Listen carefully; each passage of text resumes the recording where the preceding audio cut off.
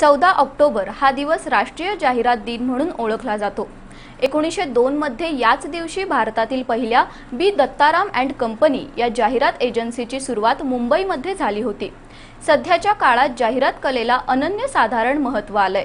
कल्पकता, नाविन्य, लक्षवेधीपणा, कलात्मकता यातून साकारणाऱ्या जाहिराती वाचक किंवा प्रेक्षकांच्या मनात खोलवर रुजतात आणि त्या उत्पादन किंवा सेवेला ग्राहकांचा मोठा प्रतिसाद मिळतो। त्यामुळे जाहिरात विश्वानेही आता मोठी झेप घेतली आहे। जाहिरात ही 65वी कला आहे। जाहिरात म्हणजे इंग्रजीमध्ये ॲडव्हर्टायझिंग। ॲडव्हर्टायझिंग हा शब्द मूळ लॅटिन शब्द ॲडव्हर्टो पासून घेतला गेला।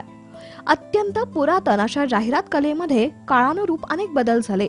जसे तंत्रज्ञान, उत्पादने, सेवा आणि ग्राहकांची आवडनिवड बदलली तसतसे जाहिरातीचे माध्यम आणि प्रकार बदलत गेले। मात्र दिवसेंदिवस जाहिरातींचं महत्त्व वाढत चाललंय। किंबहुना जाहिरात केल्याशिवाय व्यवसायात भरभराट नाही अशी परिस्थिती बनली आहे। जाहिरात कलेचा आजवरचा प्रवास मोठा रंजक आहे। कधी काळी ओरडून उत्पादनांची माहिती सांगणे यापासून हा प्रवास सुरू झाला। त्यानंतर ब्रॉन्झ, मेटल, दगड असे विविध साहित्य वापरून जाहिरात करण्यात यायची। इजिप्तमध्ये पुरातन काळात जाड कागद वापरून हाताने, तर अरब देशासह आफ्रिका आणि दक्षिण अमेरिका या देशात भिंती किंवा दगड रंगवून जाहिरात होत असे। त्या काळी प्रामुख्याने हरवलेल्या व्यक्तीचा शोध घेण्यासाठी जाहिरात केली जायची। भारतामध्ये देखील इसवी सन पूर्व 4000 मध्ये पाषाण वापरून जाहिरात केल्याचा उल्लेख आढळतो। 19व्या शतकामध्ये इंग्लंडमधील साप्ताहिकात जाहिरातीची सुरुवात झाली, तर जून 1836 मध्ये एका फ्रेंच दैनिकात अधिकृतरित्या पैसे घेऊन जाहिरात छापण्यात आली। जसजसे जाहिरातीचे महत्त्व वाढले तसे या क्षेत्रात काम करणाऱ्या तज्ञांची गरज भासू लागली। 1840च्या सुमारास फिलाडेल्फियामध्ये वोल्नी पामर यानं जाहिरात एजन्सीचे मूळ रोवले। त्याने वेगवेगळ्या दैनिकातील स्पेस थोड्या किमतीत विकत घेतली आणि ती वेगवेगळ्या जाहिरातदारांना विकली। त्या काळात जाहिरातीचे कॉपी, डिझाईन आणि लेआउट हे जाहिरातदाराला स्वतः करावं लागत असे। पण जाहिरातीची स्पेस विकण्यासोबतच जाहिरातीची संकल्पना, शब्दांकन, लेआउट जर एकाच ठिकाणी मिळाले तर अधिक उत्तम या संकल्पनेतून 1869 मध्ये जगातील पहिली जाहिरात एजन्सी NW आयर अँड सन्सची स्थापना झाली। त्यानंतर या क्षेत्राला एक व्यवसाय म्हणून मान्यता मिळाली आणि मग या क्षेत्रानं पुन्हा मागे वळून कधीच बघितलं नाही। बदलत्या काळानुसार जाहिरातीची माध्यमं बदलली। परदेशात 1920च्या सुमारास रेडिओ स्टेशनचा आणि 1940 ते 1950 दरम्यान दूरचित्रवाणीचा उगम झाला। त्यावरील कार्यक्रमांना प्रायोजक मिळू लागले। या माध्यमांमुळे जाहिरात क्षेत्राला एक नवी उभारी मिळाली। भारतात पहिली छापील जाहिरात बेंगॉल गॅझेट या साप्ताहिकात प्रसिद्ध झाली।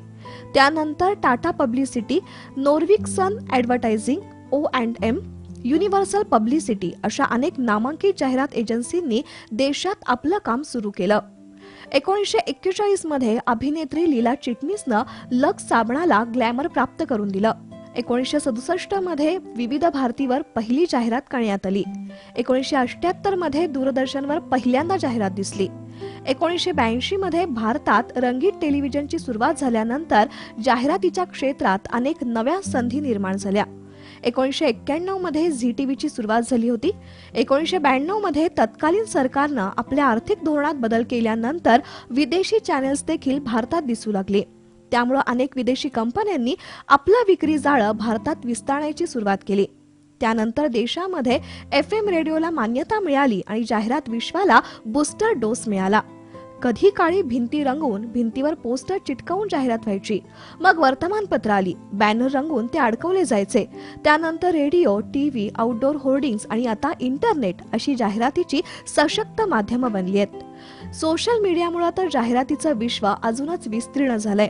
माध्यम कोणतंही असो, पण जाहिरात निर्मितीसाठी चांगल्या संस्था आणि क्रिएटिव्ह माणसांची गरज असतेच। सध्या जाहिरात उद्योगातून प्रचंड मोठी आर्थिक उलाढाल होते आणि लाखो लोकांना रोजगार मिळतोय। नवं दुकान असो किंवा शोरूम, सेवा असो किंवा उत्पादन निर्मिती, निवडणूक असो किंवा सामाजिक उपक्रम, जाहिरातीतून जनतेपर्यंत पोहोचण्याची धडपड सुरू असते। जाहिरात कशी करावी, कुठं करावी, केव्हा करावी, कशा प्रकारे करावी याचं योग्य आणि शास्त्रोक्त मार्गदर्शन जाहिरात एजन्सी मार्फत करण्यात येतं। त्यामुळेच प्रत्येक उद्योजक व्यापारी आपल्या नफ्यातील काही रक्कम जाहिरातीवर खर्च करतो किंबहुना करावाच लागतो, कारण जाहिरात केली तर व्यवसाय वाढणार आणि व्यवसाय वाढला तर जाहिरातीचं बजेट वाढणार असे हे समीकरण आहे. त्यामुळे जोपर्यंत उत्पादनं, सेवा आणि ग्राहक आहेत तोपर्यंत जाहिरात उद्योग बहरणार हे नक्की.